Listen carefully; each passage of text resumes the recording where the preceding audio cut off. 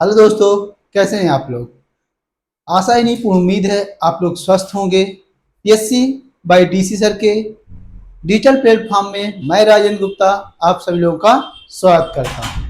आप लोगों के जो मध्य प्रदेश लोक सेवा आयोग के जो प्रीवियस ईयर के जो क्वेश्चन पेपर आए हैं उनकी एक हम सीरीज लेकर आए हैं, जिसमें आज हम कुछ क्वेश्चनों को देखेंगे कि आयोग के द्वारा क्या क्या क्वेश्चन पूछा गया। अगेन आप लोगों से हम ये कहना चाहते हैं कि आप लोग इन क्वेश्चनों को जरूर देखें, क्योंकि यह हमारे एग्जाम के पॉइंट व्यू से बहुत जरूरी है।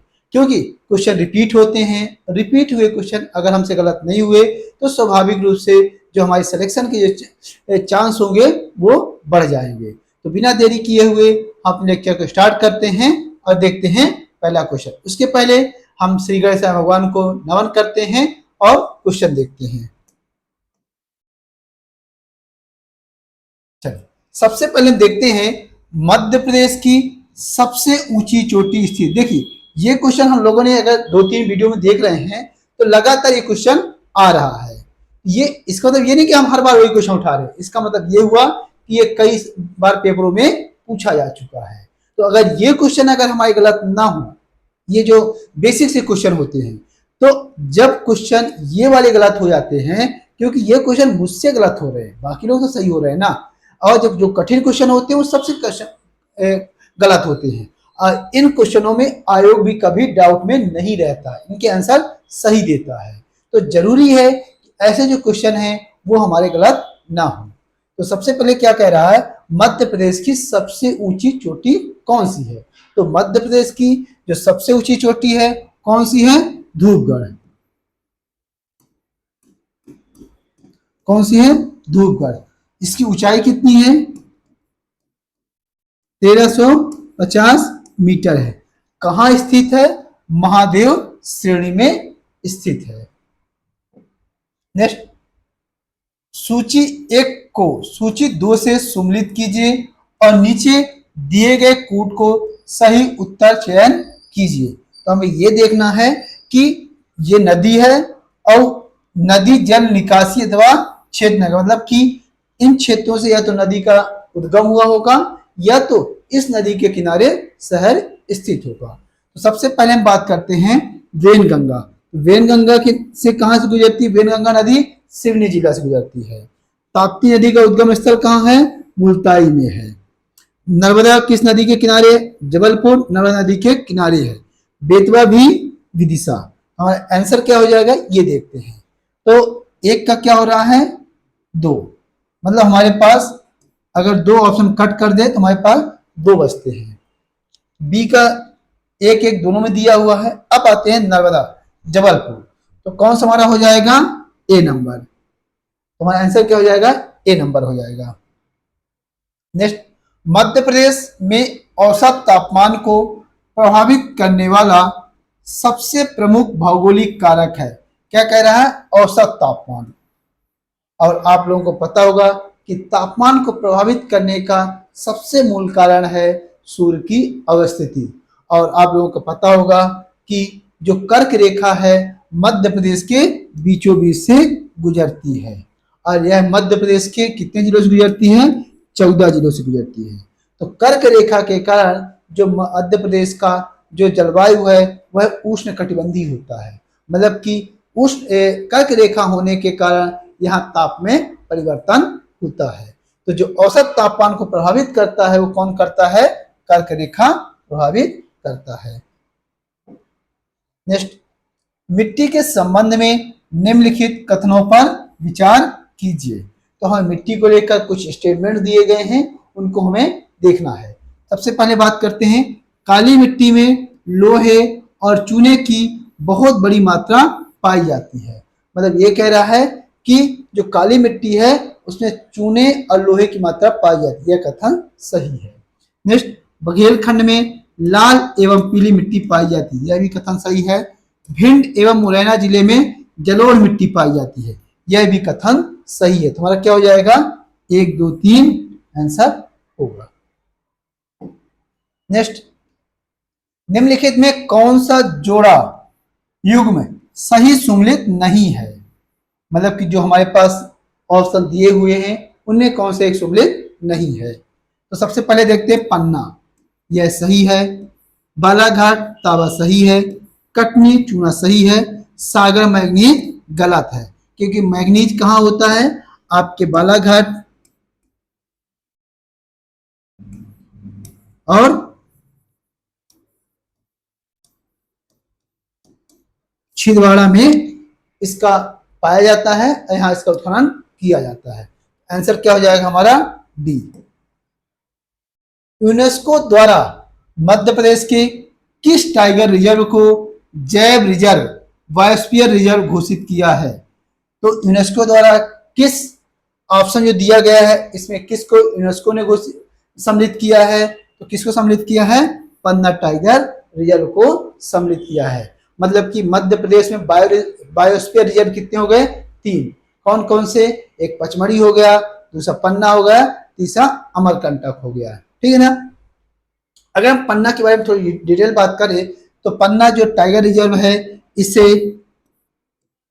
1981 को क्या किया गया, नेशनल पार्क बनाया गया, जबकि 1994 में इसे प्रोजेक्ट टाइगर में सम्मिलित किया गया। बात करें इसके क्षेत्रफल की, इसका जो क्षेत्रफल है 541 से कहीं कहीं 42 मीटर किलोमीटर मिलता है, वर्ग किलोमीटर मिलता है। इसके अलावा जो पन्ना टाइगर रिजर्व है इसे 2007 में सर्वश्रेष्ठ पर्यटक स्थल घोषित किया गया था, ठीक है ना। तो इस तरीके से पन्ना टाइगर रिजर्व होगा। नेक्स्ट, सूची 1 और सूची 2 को सम्मिलित कीजिए तथा दिए गए कूटों का प्रयोग करते हुए सही उत्तर का चयन कीजिए। तो जो चिंकी यादव है वो किस खिलाड़ी से संबंधित है, शूटिंग से। इसके अलावा जो चिंकी यादव कहाँ से रहने वाली हैं, भोपाल जिले से, क्योंकि कभी कभी जो जो खिलाड़ी दिए हैं उनका जिला भी पूछ लेता है कि इनका कहाँ की निवास करने वाली, मतलब किस जिले से संबंधित हैं। तो चिंकी यादव की बात की जाए शूटिंग से हैं और भोपाल से हैं।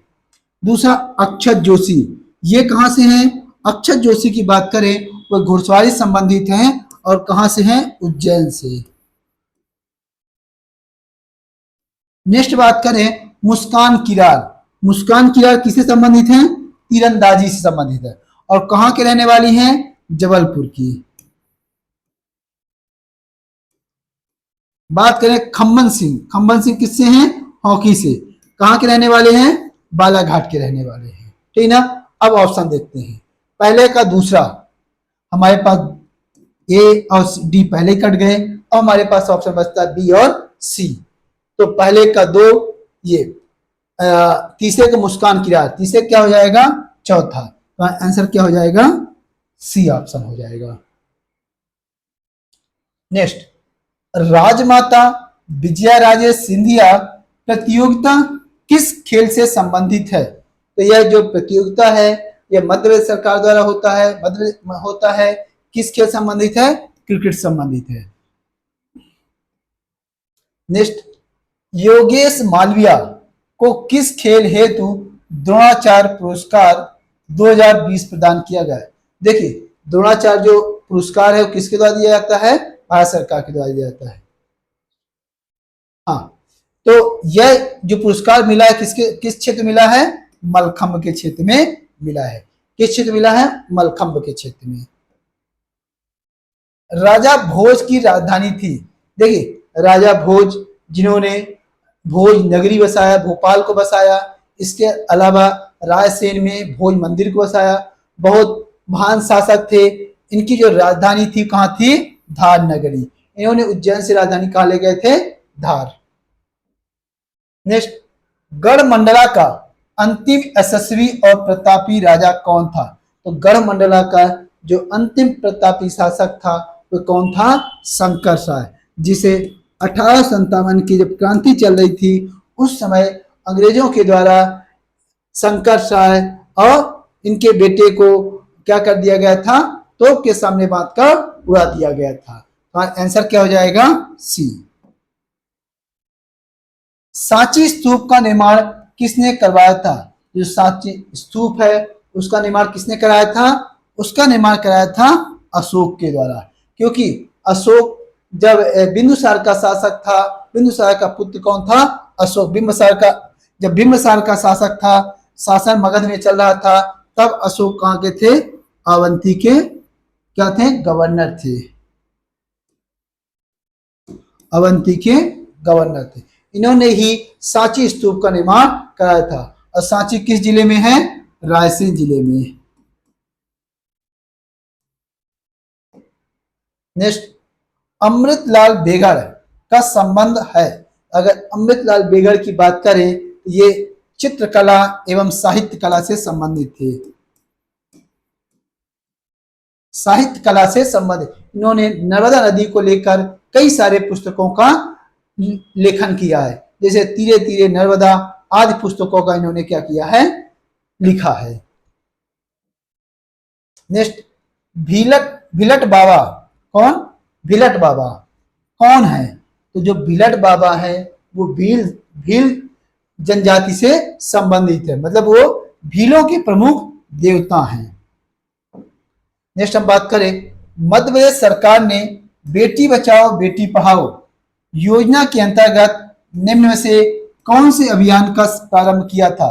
तो मध्य प्रदेश सरकार द्वारा बेटी बचाओ बेटी पढ़ाओ जो केंद्र सरकार की योजना थी उसको और प्रसार करते हुए मध्य प्रदेश सरकार द्वारा पंख अभियान स्टार्ट किया गया था। कब? 2021 24 जनवरी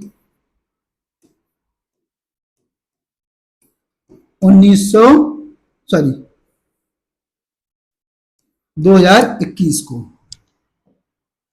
नेक्स्ट, मध्य प्रदेश मुख्यमंत्री किसान कल्याण योजना में हितग्राही परिवार को एक वित्तीय वर्ष में कितनी राशि देने का प्रावधान था?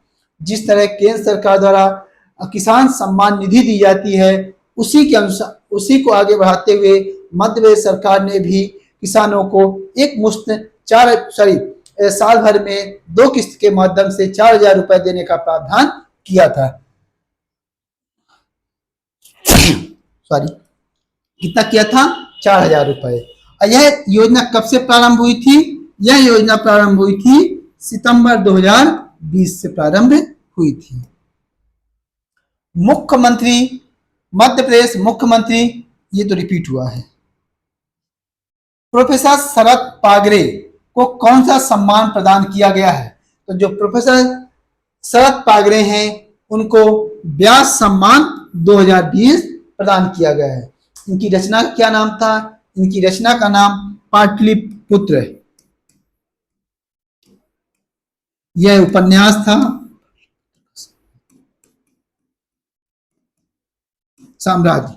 यह उपन्यास का नाम था जिसको व्यास सम्मान 2020 को प्रदान किया गया है। सिंगौरगढ़ का किला मध्य प्रदेश के किस जिले में स्थित है? तो जो सिंगौरगढ़ का किला है मध्य प्रदेश में कहाँ स्थित है? दमोह जिले में अवस्थित है। ठीक है ना? यह गोंड वंश के शासकों के से संबंधित है। नेक्स्ट, वेनगंगा नदी बहती है। वेनगंगा नदी कहां से निकलती है, कहां बहती है? बालाघाट जिले में बहती है। चंदेरी प्रसिद्ध है। चंदेरी किस जिले में है? अशोकनगर में।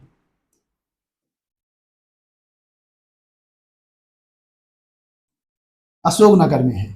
यह किसके लिए प्रसिद्ध है? साड़ियों के लिए प्रसिद्ध है। कहा जाता है चंदेरी की साड़ी। ऐसे जीआई टैग भी प्रदान किया जा चुका है। नेक्स्ट, मटकी नृत्य किस क्षेत्र से संबंधित है? तो जो मटकी नृत्य है मध्य प्रदेश में मालवा से संबंधित है। किस क्षेत्र से संबंधित है? मालवा से। नेक्स्ट,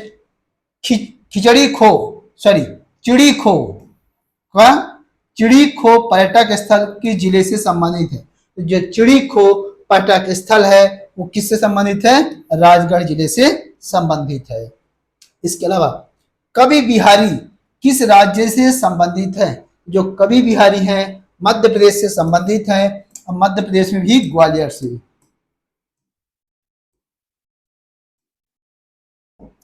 नेक्स्ट देखते हैं, मध्य प्रदेश विधानसभा में विपक्ष के प्रथम नेता कौन थे? तो मध्य प्रदेश में विधानसभा में जो विपक्ष के प्रथम नेता थे वो कौन थे? विश्वनाथ यादव राव तामसकर। कौन थे? विश्वनाथ यादव राव तामस्कर। नेक्स्ट, भारतीय संविधान के किस अनुच्छेद में ग्राम पंचायतों में ग्राम सभा के गठन का प्रावधान किया गया है? आप लोगों को पता होगा कि भारतीय संविधान में आर्टिकल 243 ए से लेकर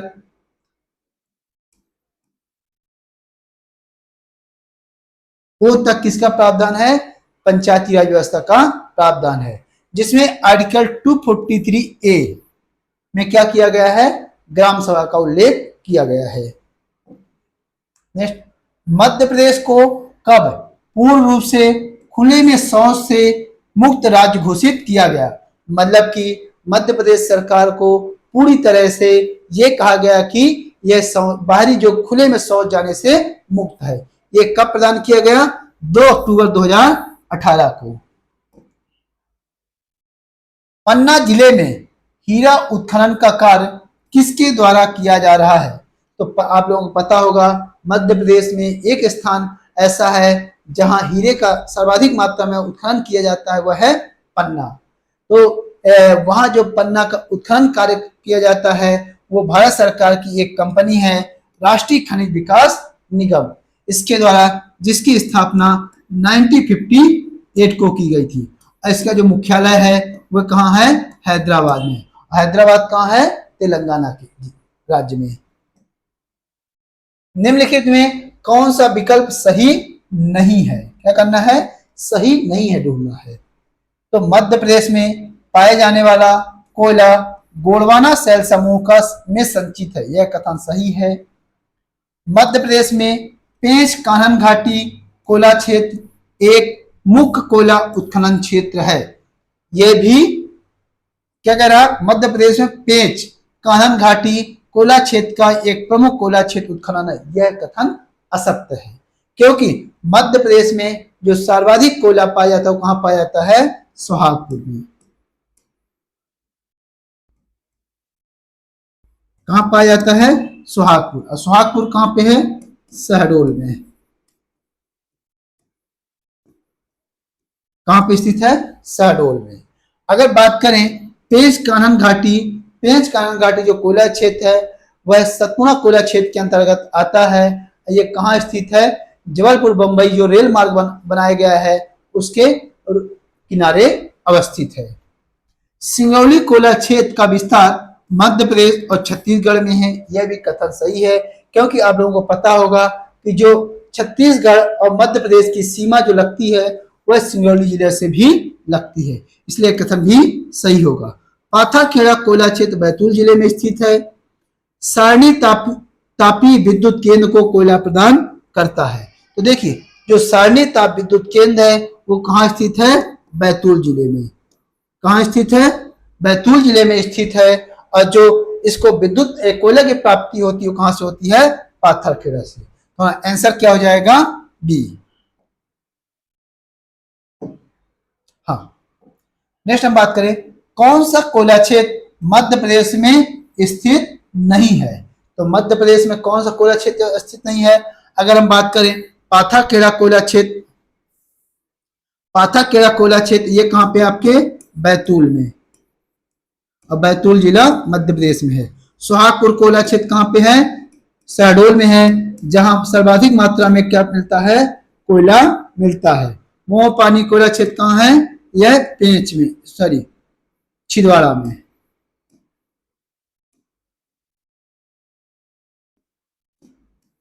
और कोरबा जो है वो कहां है? छत्तीसगढ़ में है। कहां पे है? छत्तीसगढ़ में। निम्नलिखित में कौन सा युग्म सुमेलित नहीं है? तो हमारे पास कुछ ऑप्शन दिए हैं, इनमें कौन सा युग्म है जो सुमेलित नहीं है? तो बाणसागर परियोजना, बाणसागर परियोजना किस नदी पर है? सोन नदी में है, मतलब ये सही है। तवा परियोजना जो तवा नदी में है, होशंगाबाद में है। तवा नर्मदा की सहायक नदी है, और कहा यह सही है। पेंच परियोजना जो छिंदवाड़ा में है, पेंच नदी में है, यह सही है। कोलार परियोजना जो है बेतवा में नहीं है। कोलार परियोजना किसमें है? कोलार नदी में, कोलार नदी में। आंसर हमारा क्या हो जाएगा? डी। बालाघाट जिले को किस नदी का नहर से सिंचाई सुविधा प्राप्त है? तो बालाघाट जिले को जो सिंचाई के लिए जल प्रदान होता है वो कहां से होता है? वैनगंगा नदी से होता है। निम्नलिखित में कौन सी जनजाति बैगा जनजाति की उप जनजाति नहीं है? तो हमारे पास जो बिजावर, नरोतिया, रेमैना, कटमैना, ये सभी किसकी हैं? बैगा जनजाति की उपजातियां हैं। जबकि जो बडोया है वो कोरकू जनजाति की उपजाति है। किसकी हैं? कोरकू जनजाति की उपजातियां हैं। नेक्स्ट, 2011 की जनगणना के अनुसार मध्य प्रदेश का जनसंख्या घनत्व प्रति वर्ग किलोमीटर निम्न में से कौन सा है? तो मध्य प्रदेश में जो जनगणना के अनुसार जनसंख्या घनत्व है कितना है? 236 वर्ग किलोमीटर, जिसमें से अगर हम बात करें सर्वाधिक जो जनसंख्या घनत्व है कहाँ है? भोपाल में। कहाँ है? भोपाल में। कितना है? 855। सबसे न्यूनतम डिंडोरी में। कितना है? 94। चलिए नेक्स्ट देखते हैं, भारत का सर्वाधिक मोटी परत, कोयले की परत मध्य प्रदेश के किस जिले में है? तो कोयले की सर्वाधिक परत की बात कह रहा है। तो कोयले की सर्वाधिक मोटी परत कहां पाई जाती है? सिंगरौली में।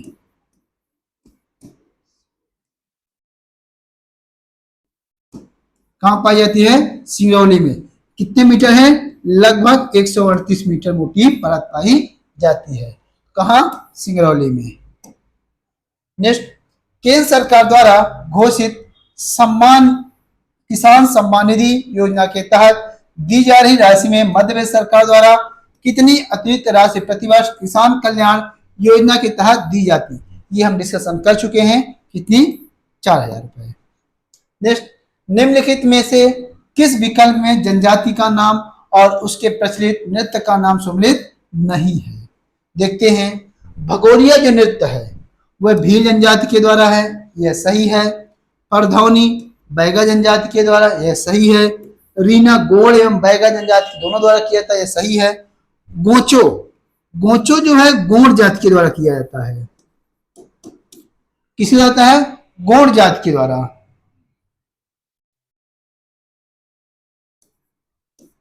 किसके द्वारा जाता है? गोंड जाति के द्वारा किया जाता है। आंसर क्या जाएगा हमारा? डी। मध्य प्रदेश के किस जिले में जहाज महल स्थित है? तो मध्य प्रदेश के किस जिले में जहाज महल स्थित है? धार जिले में है। नेक्स्ट हम बात करें, मध्य प्रदेश में हिंदुस्तान इलेक्ट्रोग्राफिफाइड प्लांट कहां स्थित है? तो हिंदुस्तान इलेक्ट्रोग्राफाइड प्लांट जो है वह मंडीदीप औद्योगिक क्षेत्र में स्थित किया गया है। इससे विद्युत प्राप्त की जाएगी। यह निजी क्षेत्र का संयंत्र है। और मंडीदीप किस जिले में है? रायसेन जिले में है। मध्य प्रदेश के कितने औद्योगिक केंद्र विकास निगम है? तो मध्य प्रदेश के 7 औद्योगिक केंद्र विकास निगम है। कौन कौन से 7 हैं? आप लोगों को पता होगा। जो 4 हमारे मेट्रो सिटी हैं, कौन कौन से? इंदौर, भोपाल, ग्वालियर और जबलपुर। इसके अलावा जो 3 अन्य शहर हैं वो कौन से हैं? कटनी हो गया, सागर हो गया और उज्जैन हो गया। ठीक है ना? इस तरीके से हमारे 7 हो गए। जनगणना 2011 के आधार पर मध्य प्रदेश का अधिकतम जनसंख्या घनत्व वाला जिला है, मतलब सर्वाधिक जनसंख्या घनत्व कहां है? भोपाल में। अभी हमने बताया कितना है? 855। नेक्स्ट हम बात करेंगे, मध्य प्रदेश राज्य क्रिकेट अकादमी संघ जुलाई 2016 में खेल एवं युवा कल्याण विभाग द्वारा किस शहर में स्थापित की गई? तो जो मध्य प्रदेश राज्य क्रिकेट अकादमी है वह कहां खोली गई है? शिवपुरी में। जबकि मध्य प्रदेश क्रिकेट एसोसिएशन कहां है? इंदौर में है। जनजातीय जीवन में घोटुल प्रतिनिधित्व करता है, तो जो घोटुल क्या है, जनजातियों में यह युवा गृह है जहां सामाजिक जानकारी दी जाती है। क्या है? युवा संगठन है। राजा भोज किस वंश के शासक थे? राजा भोज जो थे किस वंश से थे? परमार वंश के शासक थे, जिन्होंने बाद में अपनी राजधानी क्या बनाई थी? धार बनाई थी। मध्य प्रदेश में सर्वप्रथम पंचायत चुनाव कब करवाया गया था? यह जितने भी ऑप्शन है बाद में क्वेश्चन डिलीट कर दिया गया है कि मध्य प्रदेश की जो आप लोगों को पता होगा कि 1952 में भारत सरकार के द्वारा देश के पहले प्रधानमंत्री पंडित जवाहरलाल नेहरू के द्वारा गांवों के विकास के लिए सामुदायिक विकास कार्यक्रम स्टार्ट हुआ था, लेकिन जन सहभागिता के अभाव के कारण यह क्या हुआ था? असफल हुआ था। बाद में सरकार ने उसकी जांच करने के लिए बलवंत कमेटी गठित किया और उसकी अनुशंसा पर पूरे भारत में क्या किया गया? त्रिस्तरीय पंचायत लागू किया गया। उसमें सबसे पहले जो त्रिस्तरीय पंचायत लागू किया गया था वो कहाँ किया गया था? आपके नागौर राजस्थान में। मध्य प्रदेश में 1962 मध्य प्रदेश पंचायती राज निगम का जो अधिनियम पारित हुआ था 1962 में किया गया था। और मध्य प्रदेश में जो पहला चुनाव हुआ था कब हुआ था?